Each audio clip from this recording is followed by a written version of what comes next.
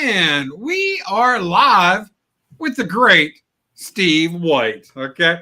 So, Steve, you know what? I haven't been on YouTube for a few weeks and I've really been jonesing to talk to people.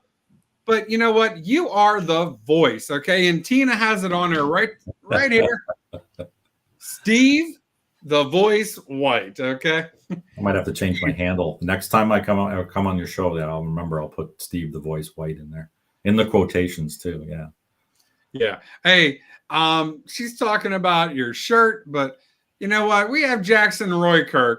Okay. He showed up in here. He's taking a seat all the way in the back of the theater, and we can still see him. Okay. But you know, Jackson still has a bunch of tomatoes that he can throw. So good to see you, Jackson. You know, it's always great talking to you. Our buddy Wellbore is in the house. Brad, how is Canada doing?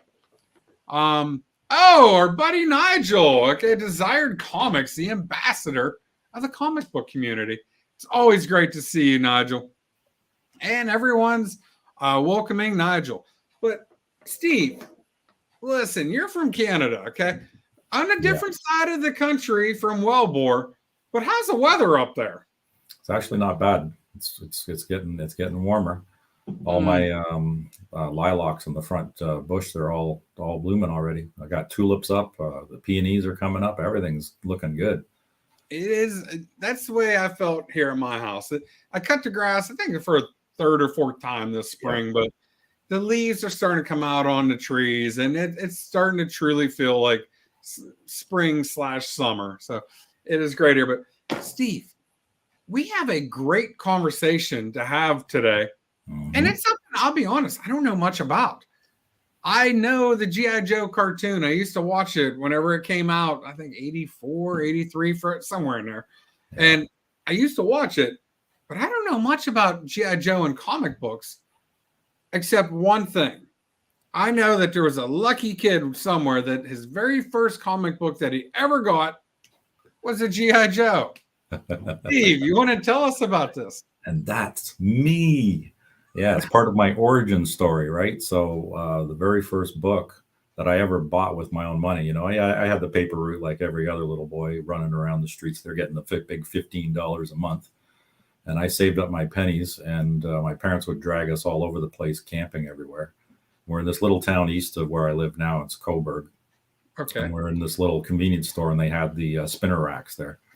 And of course, on that spinner rack, the book that I see, and I just had to have it, is this guy right here, G.I. Joe #3.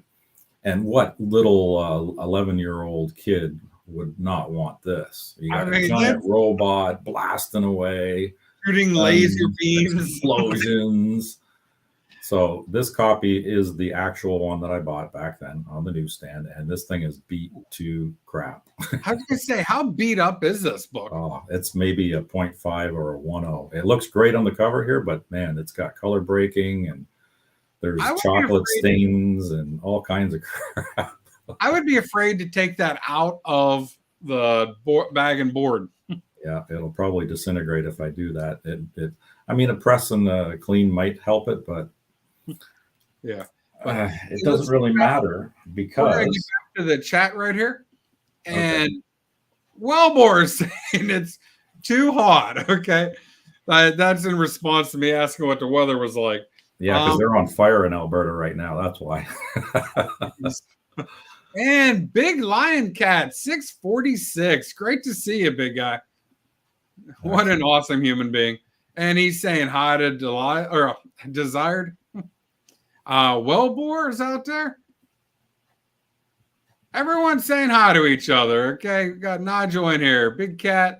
Oh, Uh-oh. There's It's Trev. Trev alert. There's my buddy Trev. Oh, I left mine downstairs. Oh, it's in the second comic book room. My Trev. sticker's in the second. Trav, you got to send me another sticker so I can have one up here too. Hey, Trev is also on the comic book cabinet. So Trev's had a few prominent places here. Such an awesome human being. I just watched Madam Blaster's first video, and it was an A-OK from Trev the Shipping Guru. Awesome human being. But that was a fun video to watch. And who else is in here? Big Cat. Everyone just saying hi to each other. And here is Adam Collecting with Durs, who just finished up with his own show. Awesome guy. And you guys know he was on here a few weeks ago. Just an awesome human being. But Adam, you are actually who inspired this show, because we were talking about Spawn comic books, and Steve is a giant G.I. Joe collector. So, all right. Sorry, Steve. Go ahead. Tell us about issue number 60 or number 3, your first ever. All right. So yeah, I got that. Like I said, beat to crap copy. This one, which is the actual one that I bought, and I thought, you know what, I want to get a better copy of this one. So I went searching, and finally, since the comic boom is over with and things have calmed down, now I have a beautiful 9.8 newsstand, just like the one that I bought, but now I've got the best of the best. It's not a key book. It's not an expensive book, but it's my first book. So this is important to me. It's a key book to you. And that, exactly. Honestly, that's all that matters. I mean, because I read this copy literally to death. Like a couple of times a week, I'd be reading this book. They was called in here saying, what stream did he bump into? You got Brad right here. Do you Canadians just like pick on each other nonstop? Oh yeah, we're the most apologetic of the countries in the world, and we can also we laugh at ourselves a lot. You guys crack me up. Only a 9.8, he says. Yeah, it's just a 9.8. Can't get that 9.9 or a 10. That'd be great, but I don't know if they exist. It's 80s books, and and it's a newsstand too, so what kind of condition those things were. Oh yeah, they were bought by little kids on the spinner racks on the road, right, or in a business right down the road from their house. And yeah, show us your number 3 again. It's pretty beat up, isn't it? Oh, this one. Yeah. Mm-hmm. I should take it out of the bag, and you can see it's hard to see because it presents so nice in this beautiful bag. It actually does present very well, but I have a feeling it's all messed up in the inside. Oh yeah, she's got the wrinkles and the runkles and all that. Maybe it will show better out of the bag, and you can see all the dimples and. Oh yeah, that spine's pretty beat up. Oh yeah, she's been read pretty good. I still don't think it's a 0.5. Maybe Norris ad, love it. Yeah, this guy could beat you up with his beard. Right. I don't think that's Chuck Norris though. It's somebody else. Oh.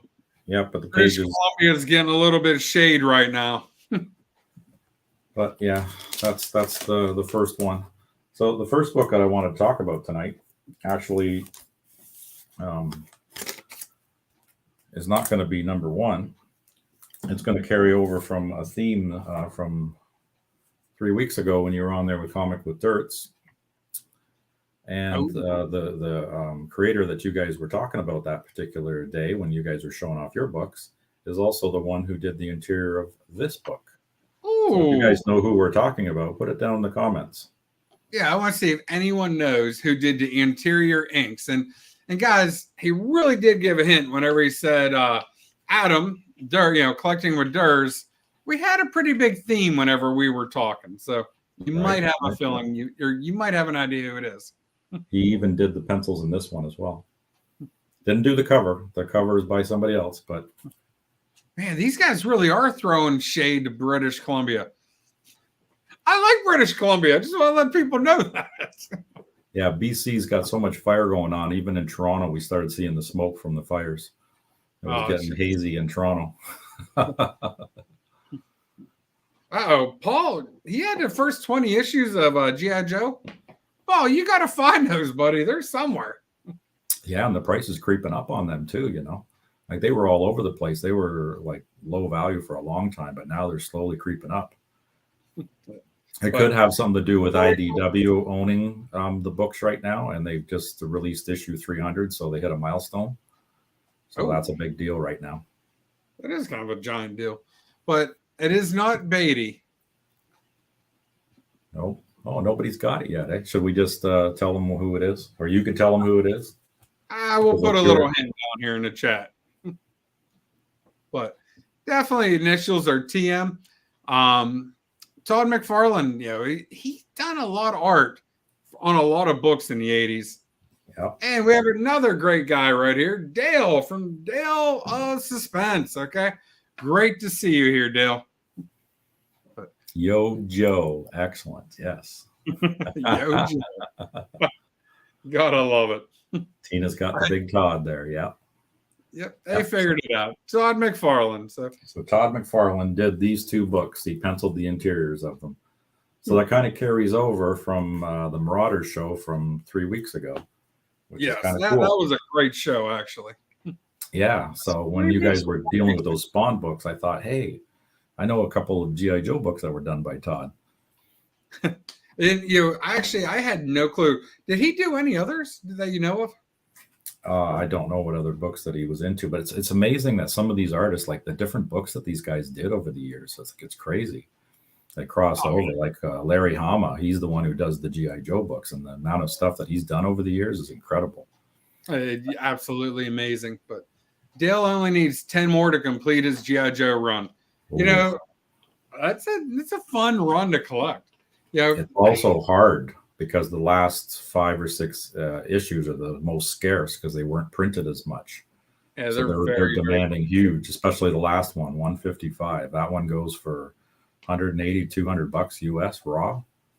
Wow. And graded, it's crazy the prices of them. But I'm going to show one of my only 2 G.I. Joe books, okay? And I just picked this one up. I'm going to be honest with you. I've never read one G.I. Joe comic book. And I feel like the last few months I've been talking about books I've never read. I wish I had a list of all the books that I have read, but you just can't read them all. Okay. But I picked this G.I. Joe number 17. I picked this up in a collection and I've never read it yet. And maybe one of these days, but I like to read a whole series. So I'll wait until I can find number 1 through and then I'll read that. Or I'll go online and read it. I don't necessarily need to own the books to read them. Oh, yeah. Well, Hasbro reprinted those books from 93 right up to 2006 or something like that. They reprinted them. These books have been reprinted over and over and over. So the reprints are pretty easy to find. See, I'm learning a lot because I'll be honest, I had no clue that Hasbro reprinted these. Would they sell them with toys or just sell them on their own? Yeah, they had the toys, but then they reprinted them and just had them branded as Hasbro. Okay. And then had basically, it was all the same covers. It was just completely reprinted the book and they just had different tops on them. Actually, I don't have any copies of those, which is wild. I've got all of the entire G.I. Joe run, the 82 to 94 run. No, but I don't have any of the other ones. I never got into the Dark Horse runs because right after Marvel sold the properties, Dark Horse had it. They ran a couple of series, and then Image had it, and then Image ran a series, and then Dreamware had a run on it too. Yeah, there was all kinds. I don't even know if Dreamware still prints comic books, but that holofoil is really cool. It's so hard to see here, and honestly, even in person, it's hard to see, but it's some pretty dope art. It has a little bit of holofoil. This is Transformers G.I. Joe number 1, and this is printed in August of 2003. I think I picked it up, honestly, Steve, just because I like the cover. Yeah, well, it's a really cool cover. Like I said backstage there, I said you should crack it out so we can see it better. We could do this. No, I've never cracked a slab yet. No, I've had not even other by people. mistake, by dropping one. Well, I've cracked a couple, but never cracked the comic book out of it or anything. Yeah, like on purpose. Yeah, there was one book, I forget what it was. It might have been Savage Sword of Conan #1. Okay. Whenever I bought it, honestly, there was like there aren't hairs in plastic, but I think people will know what I'm talking about. It was literally held by like a hair of just a little sliver of plastic from just falling completely open. And as soon as I got it, I bought it off of eBay. As soon as I got it, I just sent it right back to CGC to regrade it. Or I think I just had to reholder it, not a Reholder it. Yeah. Yeah, because those magazine sizes, they flex like crazy and they're easy to break. I know I got a couple of the older CGC slabs and they're flimsy as hell with the magazine size. They are. I guess they're coming out with a new case. So I'm kind of excited to see what it is because I always felt like they were honestly pretty chintzy. But and that's a shame because I wish collectors got into the old magazines, especially the old Marvel magazines. Some of the greatest story writing in comics is in those magazines. Great art, great storytelling, but I think they don't fit in a long box. So I think a lot of collectors just pass them up and don't even give them a chance. But so you had number 60. What are the next books you want to show? Well, we're going to start with our favorite here. Oh, gotta make me big again. I'm literally moving the fingers. There we go. We'll start with number 1. Oh, this is the newsstand. I'd love to say this is the one that I bought, but I've sold mine. This is from my brother's collection, which is much nicer than mine. I bought it off of him, so now I have doubles of everything plus the whole run now. So this is the one that started it all. What a great cartoon. This came out. What year did it come out? What year did the cartoon? 1982. 1982. The cartoon. Did the cartoon come out at the same time? I can't remember. I wish I could say so, but I just don't know. But the way I look at it, you still knew the World War II veterans. Some of those guys were still in their 50s, and they were around. And then, here in the U.S., we had the Vietnam War veterans. They were in their 30s, and so whenever you saw the G.I. Joe come out, you're like, hey, that's like uncle whatever, or somebody's grandfather. And so it was just such a cool show for pretty much everyone to get into and enjoy, and nobody died. Okay, and that was one of the best things about it. But so I think it really hit with the 80s kids. I've heard people say that the 80s kids grew up in the best time ever. Absolutely, we did. I can't even argue with that. I mean, life was just good if you were a kid. There was so many fun little things to do. But he's got to see it. Trav, we'll get to it.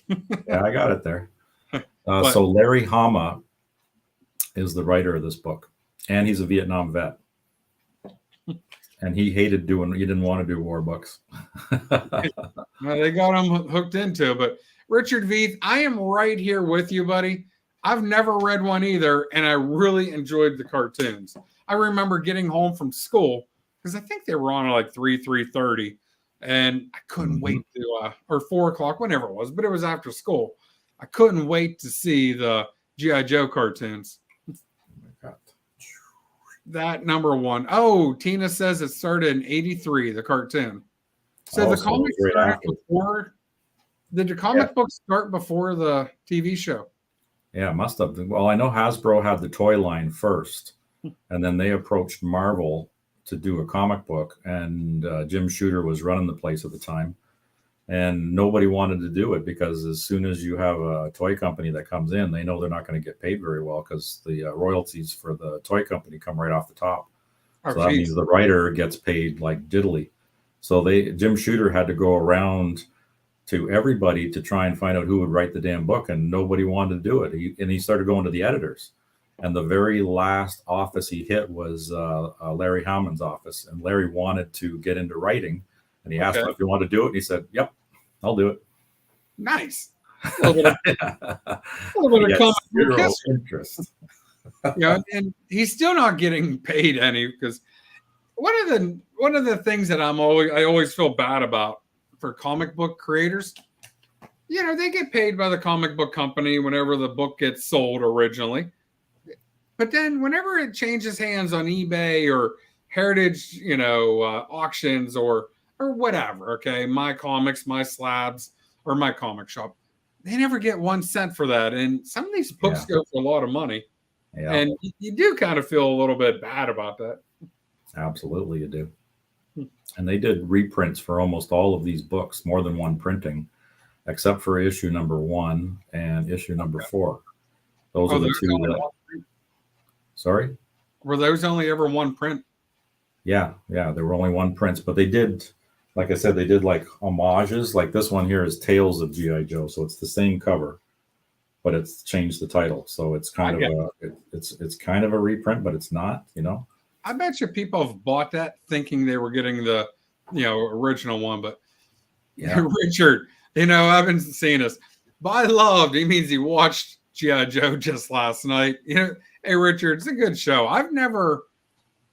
When I was a kid, I didn't watch every single episode, but I need to go back and do that. Did you ever watch the movies when they came out? Yeah, I watched those. Those were all right. Yeah. So you could actually read the individual G.I. Joe issues, all of these issues, because Larry had absolutely zero plan when it came to writing each and every one of these books. He had they're all standalone? No idea. So they're almost like standalone stories. So when you read any one of these issues, you can just dive right into it. It's great. So there's no problem there. Psychedelic, Nam. Nam is a very underrated comic book series. It really is.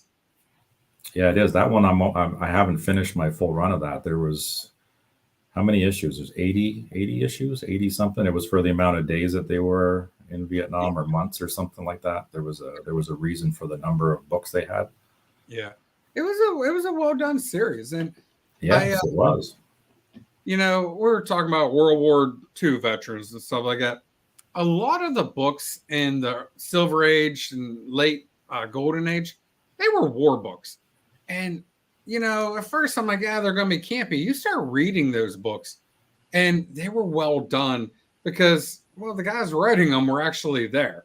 Or, again, they might have known them. But the Nam I felt it had a little bit of authenticity to it was a comic book. Let's not pretend that it wasn't. But it felt a little bit different than a lot of other stories. I thought it was a well-written series.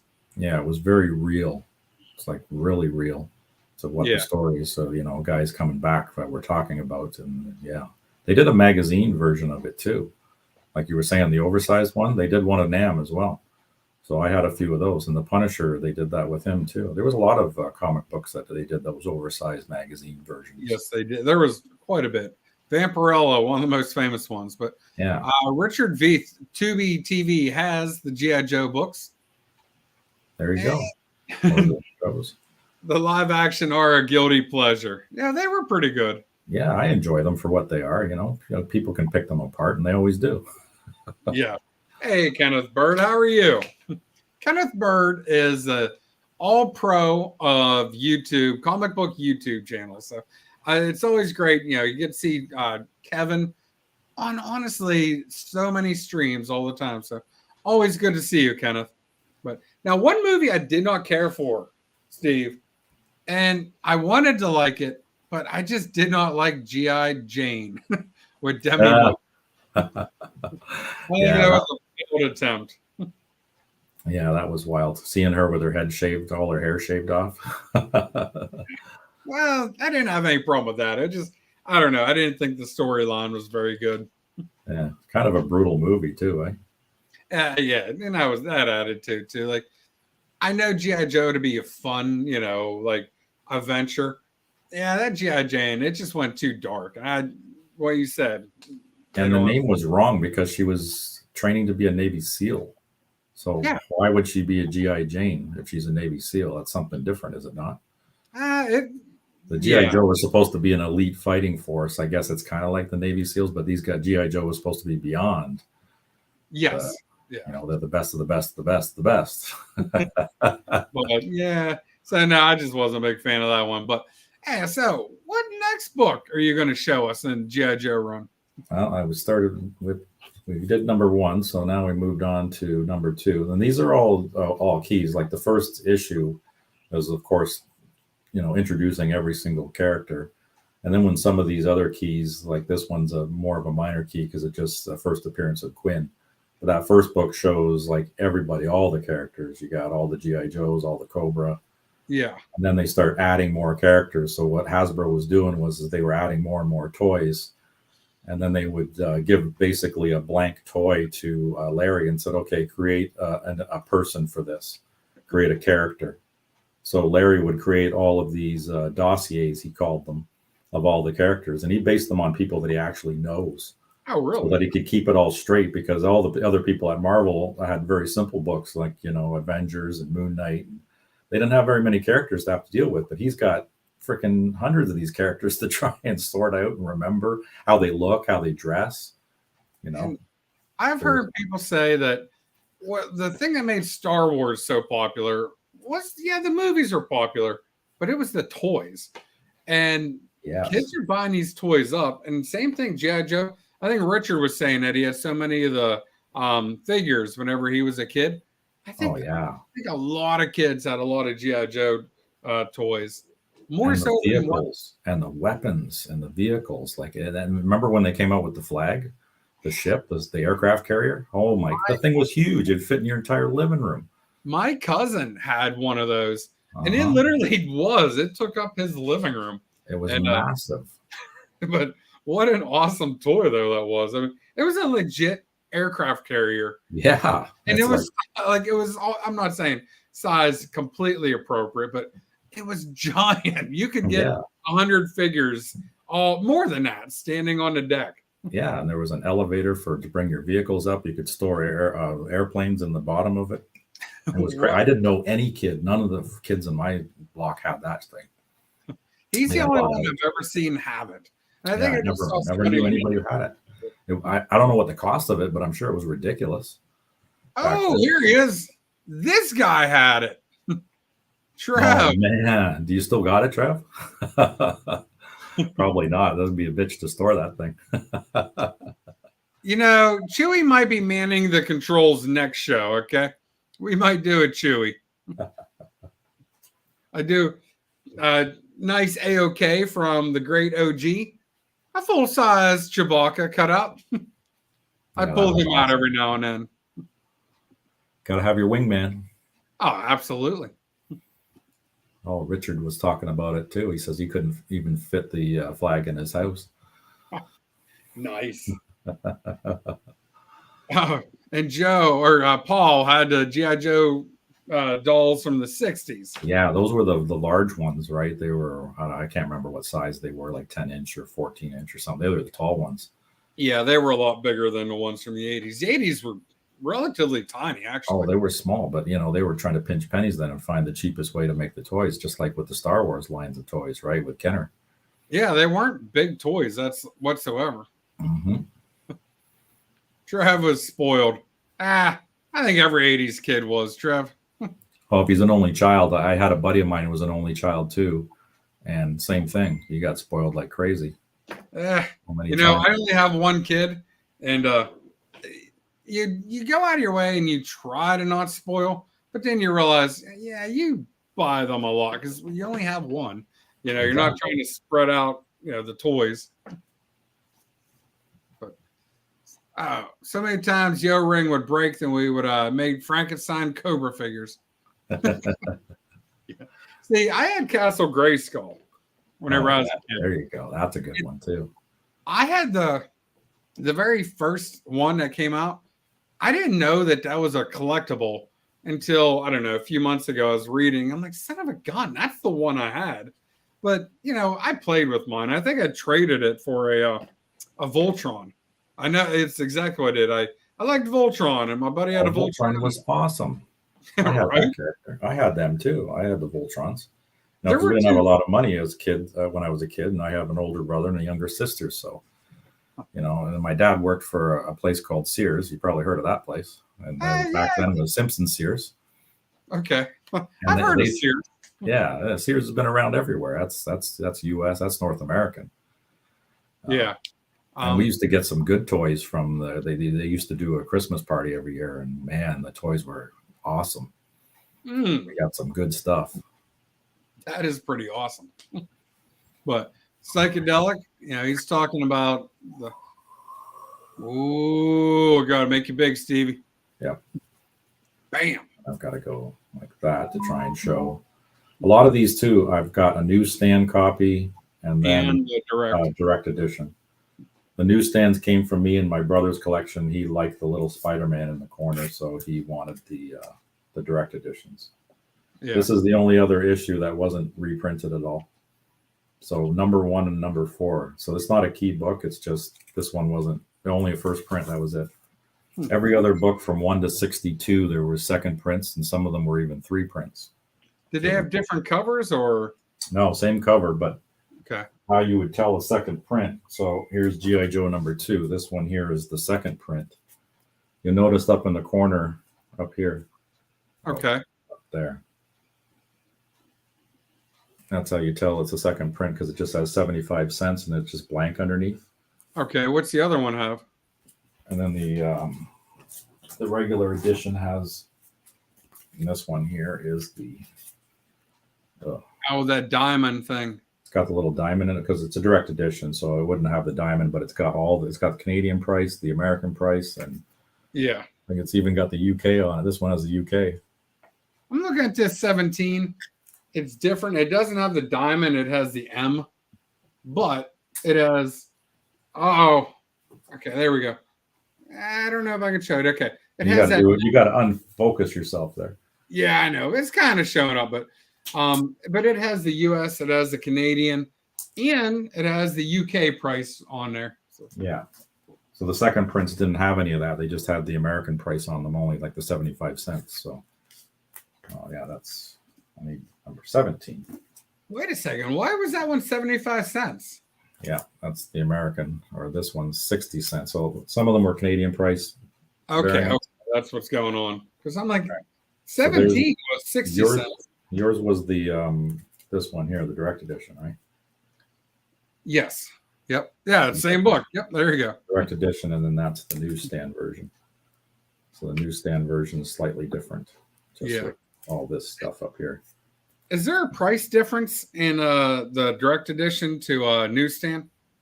On this one, no, 60 cents. No. I mean on the secondary market.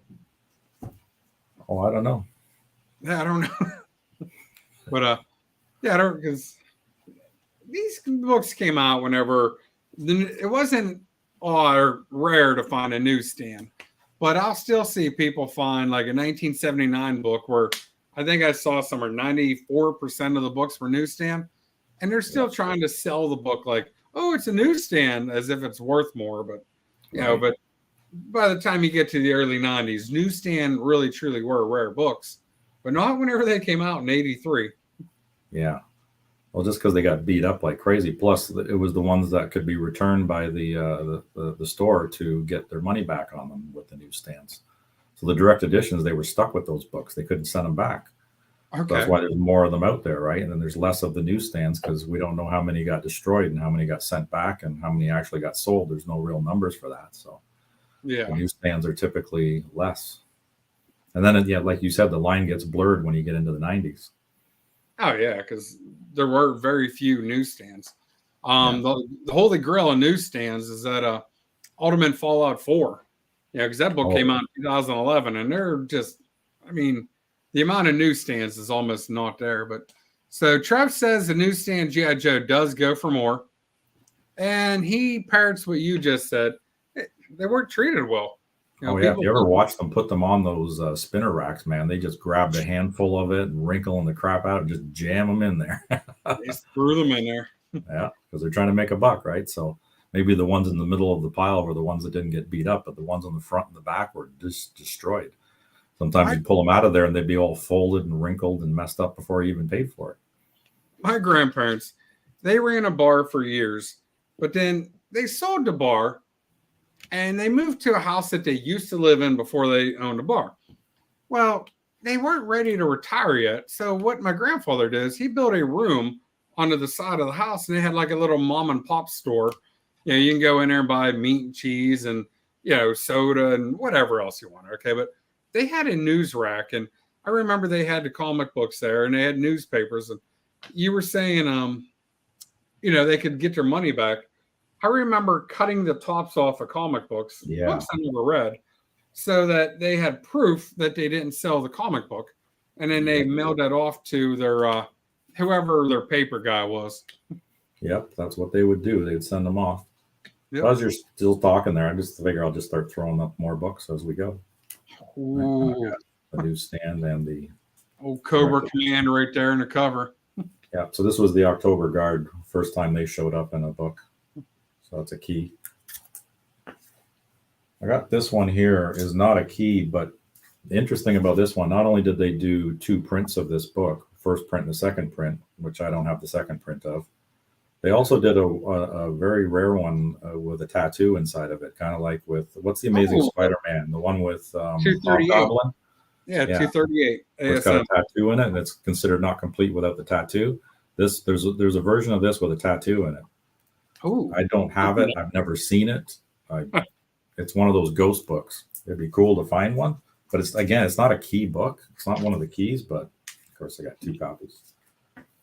But it's just neat that some of them had these weird things with them, like the tattoo in it. Because that'd be nice to find that one though. But so it looks like Trev's loving that cover. Tina's loving that cover, and our good buddy Wellbore is back. Oh yeah, he's still working, right? Another. Oh, that's a cool cover. First appearance of Dr. Venom. A nice little town of Springfield, which was the big fake town that Cobra was basically using as their headquarters. Yep. And Larry had no idea what he was doing from issue to issue. I mean, when you read these books, it seems like he's got a whole theme going on. But when he wrote these books, he had absolutely zero plan whatsoever. He said that he had no idea what was going to happen on page 3 while he was writing page 1. That's a direct quote from Larry. I don't think that's the way to go. There's a name for it. They called it discovery writing. That's what it is, discovery writing, because you just kind of make it up as you go along, and the story just evolves. That's how he writes. He's had no formal training as a writer, but he did an incredible job with this whole series. How many times have you had to tell a student, just start your pencil moving, and that's half the battle. So it's not like it hasn't been done before. Yeah. This was a big one too. This was a cameo of Destro. So we had Doc, Gung Ho, Airborne, Snow Job, Wild Bill. We're all in this issue. Your knowledge about these individual issues and what key characters are in them, it just blows my mind. Yeah, and I'm cheating. I would have never said a thing. I'm going to tell everybody. There's this app out there called Key Collector app. And you can find all the details on all of them. And I print them out and put them in the back because I can't remember all this stuff. So I can just sit here and make it look like I know what I'm talking about. And I'm just reading off the back. That is one of the coolest things. Show people that again. Hold that up there. On the back of each and every one of Steve's comic books, he has notes. And honestly, I think everyone would love that. But who does that? There's a handful of books in the collection. They're virgin variants.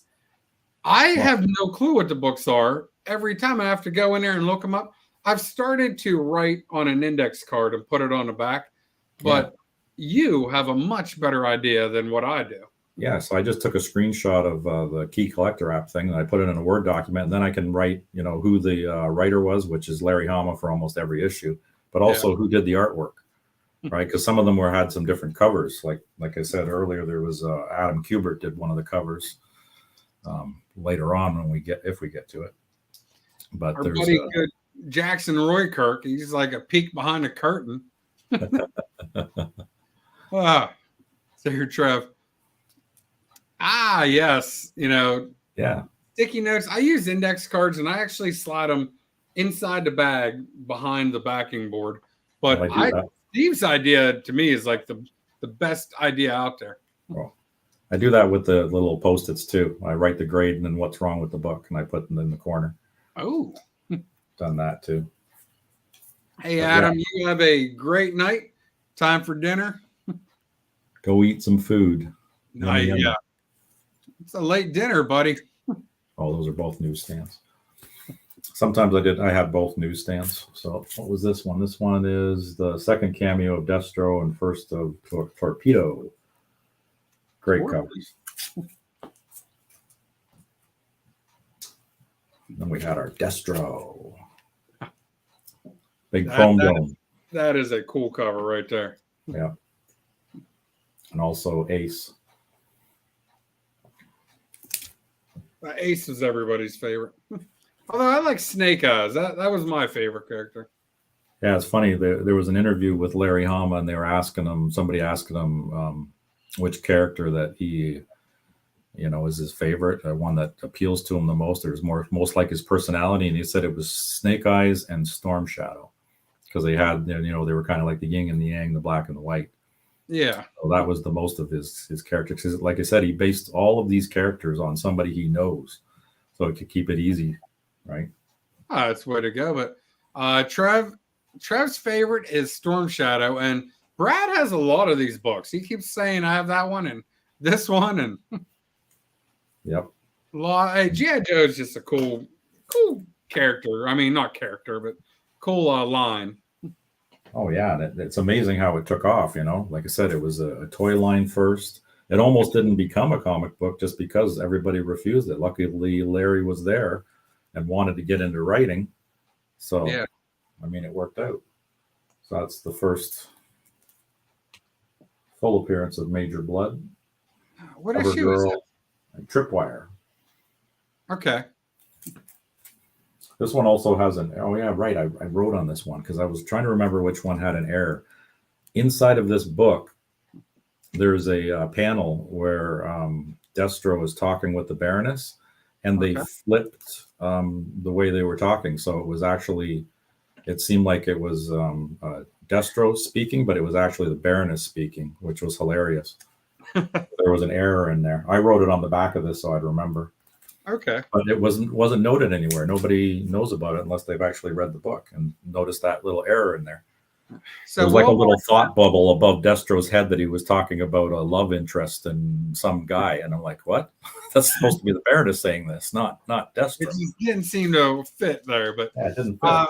So Wellbore is saying that he has a full run of G.I. Joe. I think that's what that means. Not that many. That means full run, right? He wishes. I wish. It's 155 issues in the first series from 82 to 94. And then they've continued it on. This is the cool thing what IDW has done. They continued it they started 155 and a half, and then they've run 156 up to 300 now with Larry writing the books for IDW. And they've just continued from the 80s or from the 90s. They continued this series. So I don't own any of those books, but I'm definitely going to be starting to look for them. Oh, heck yeah.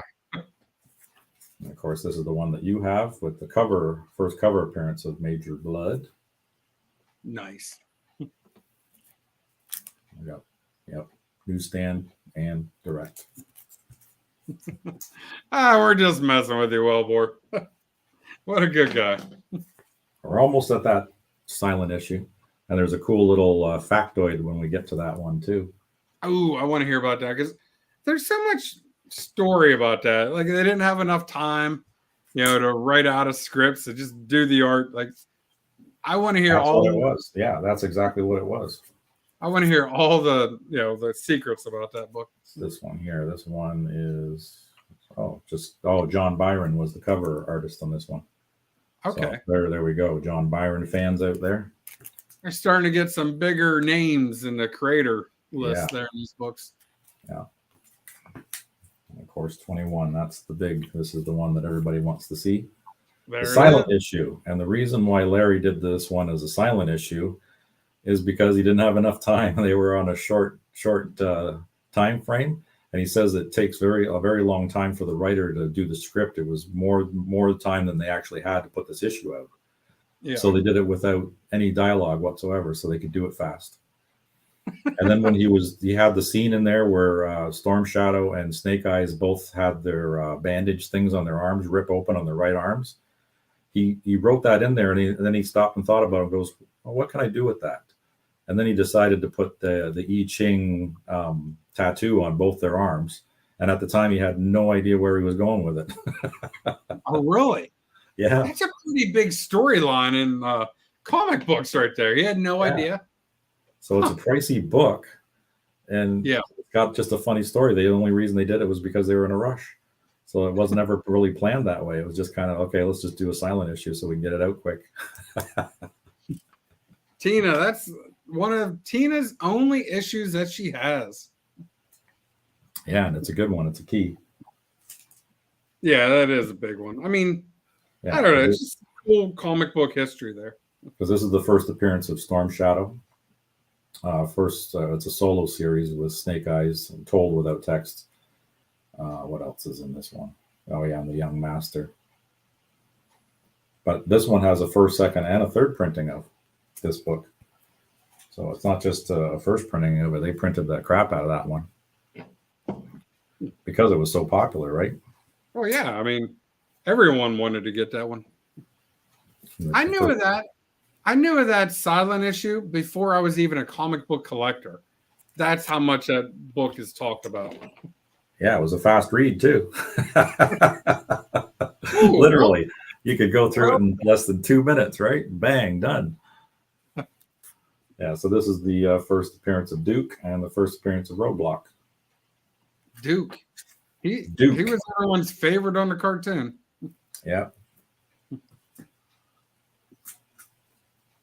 Keep rolling here. Oh, what's this one? This one I only have one issue of this one. I don't have multiples. This is the first cameo of Zartan, first appearance of Firefly, Wild Weasel, and first cover appearance of Storm Shadow. Okay. Tina's not sending that book to anybody. No, don't send that book to anybody. That silent issue, that one still goes for a good buck. That's a keeper, Tina. It's hard to get it in high grade too. Like mine, I had 2 copies of that. I sold one, the worst of the 2. This one's from my brother's collection, and it's not much better. It's maybe a 4.5. It's a tough one to get in high grade for some reason. Maybe because it's a silent issue. I don't know, because you read it so quick. I don't understand why it's hard to get that one in high grade. And it fetches so much money. There's comic books, and I don't like saying this, but like they have a reputation for people that don't read them. They're kids' books, right? Yeah. Well, I think by the time the early 80s came out, people were taking care of them and storing them for, long, or, to keep them nice. But there were certain books that were geared towards kids. And I don't mean that they were, but like it was the hit cartoon. And so I think a lot of these were bought by kids or parents to give to kids. I think they just didn't last very long because, just the nature of it. Absolutely. Hey, Liger Styles in the chat. Oh, good. Liger, how you doing? Where's he at? I keep missing him. The chat keeps jumping on me, but good to see you, buddy. Another good one. This is the origin of Snake Eyes. Oh, and here is another great Canadian guy named Mark Andrews. Oh yeah, I've heard of him. He's a troublemaker. He's always trying to stir the pot in the chat. Excellent. Which is kind of go ahead. But I say that in jest because I'm always stirring the pot for fun, and Mark always likes to point that out. He's a really, really good guy. Absolutely. Origin of Snake Eyes, first appearance of Timber. That's his pet wolf, because they had to put some animals in there too. Oh, heck very diverse. It's one thing about the G.I. Joe too. It was very diverse too. You had all different types of races and everything in this. Oh, there we go. They got some really cool covers too. Some of these covers were almost like painted covers. I'm noticing something as you keep going on with these. The quality is getting a little bit better. I feel like issue number 1 was high quality, and I'm not saying they're bad, but I just feel like they're getting better and better. Yeah. Yeah, Mark does love the poke the bear. Yeah. It's this one. First appearance of Spirit, a tracker. That's the other thing too. Larry, when he had all these different ethnic groups in there too, he didn't have them like background characters. They were like prime characters Yes. in the book, instead of just John's being lost in the background. Yeah, another great guy showing up here in the chat. And the reading quality holds up really well. You know what? I think I'm going to have to put this on my reading list. Absolutely. Like the stories are great. Yeah. Yeah, this one's got a bunch. Oh, see, and this one even has a little neat little factoid in 2021 G.I. Joe live action TV series to feature Lady J in the works at Amazon. Guess that never happened. Really? Yeah. That's Part crazy. of the thing from Key Collector app. Yeah. I don't know if I'm ever going to do that just because I don't know. I'm literally like printing off reams and reams of paper to do that, but I don't know. I'm getting close to 10,000 books, but I love that idea. Well, I just hit a landmark after this week's comic book haul. I've hit 6,000 books. And not only did I hit 6,000 books, I have read every single issue of those 6,000 books. I can't. I've read more books than I own, but I just haven't read every book that I own. I like the apps where you can just look up any comic book series you want. That's where we had some sea guys in it. Shipwreck, Barbecue, Keel Haul, Lampreys. They had some really funny names. That's some of the things I got a kick out of with some of the names they had for guys. No, Sergeant Slaughter appeared in one of these too. Hey, Trev has a question. Does that Origin Snake Eyes homage the Wolverine cover, or does the Wolverine cover homage that Snake Eyes cover? Do you know which one he's talking about? It's one you've shown before. Oh, one of the earlier ones? I don't know. I don't know. Yeah, I was going to say, I saw the similarity, but I don't know. Yeah, I just don't know anything. Larry Hama did some of the Wolverine books. Like that popular one that everybody loves with Deadpool, and he's skewered Wolverine over his head. Yes. That's Larry Hama did that book.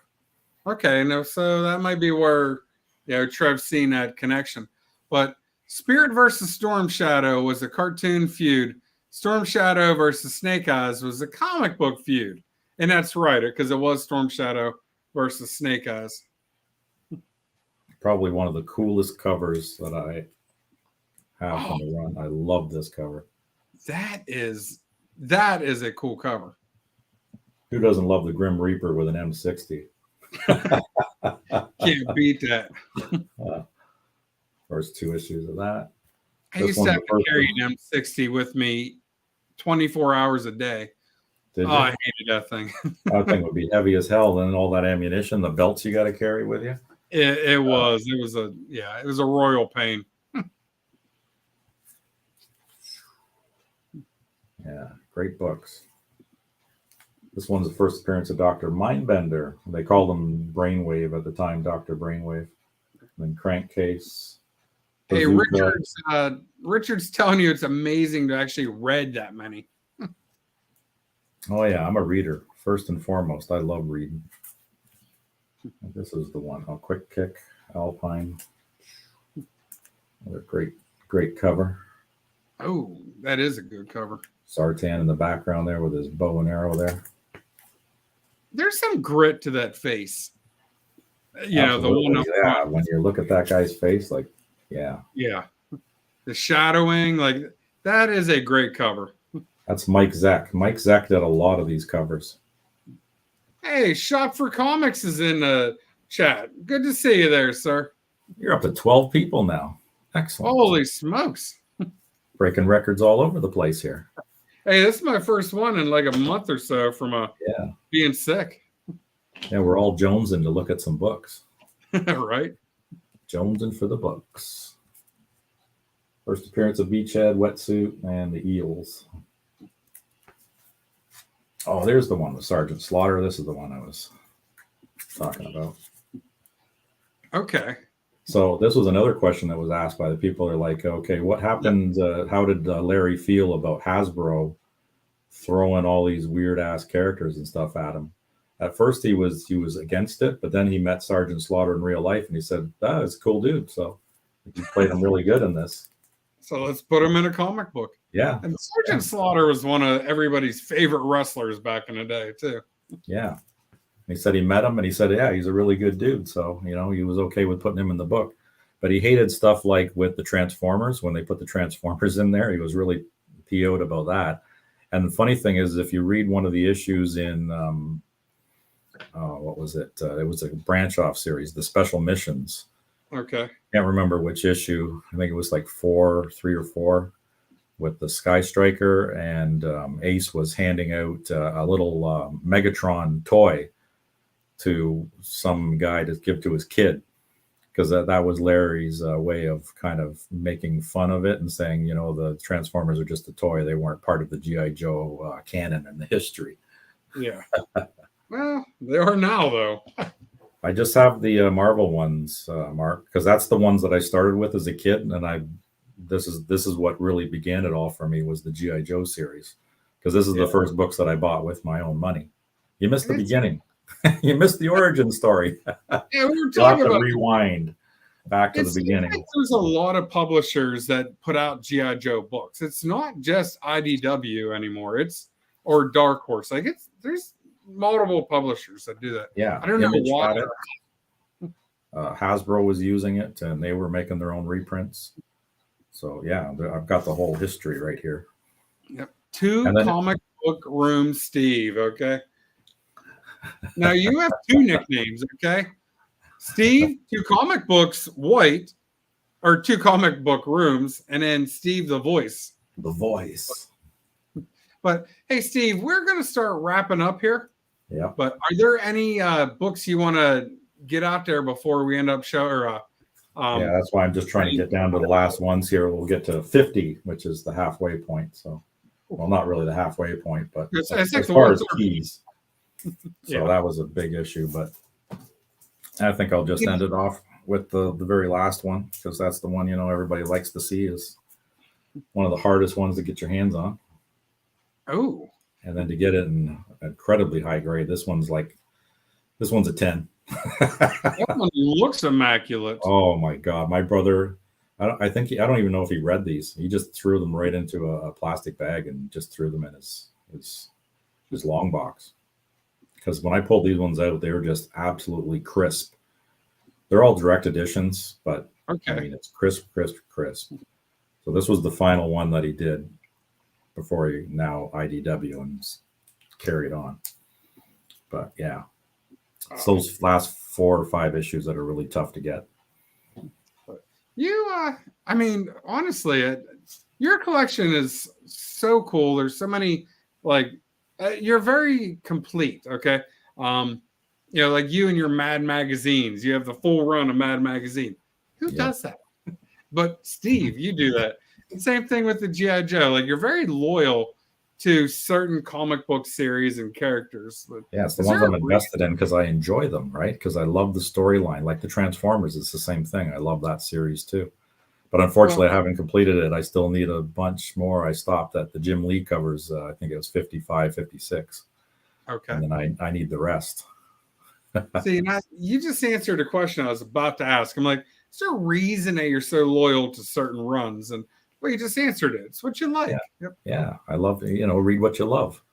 They don't have to be the most expensive comics on the planet. Like my guilty pleasure is those grim ghost stories. They're not very expensive books, but I just love the stories. Jackson Roykirk, yes.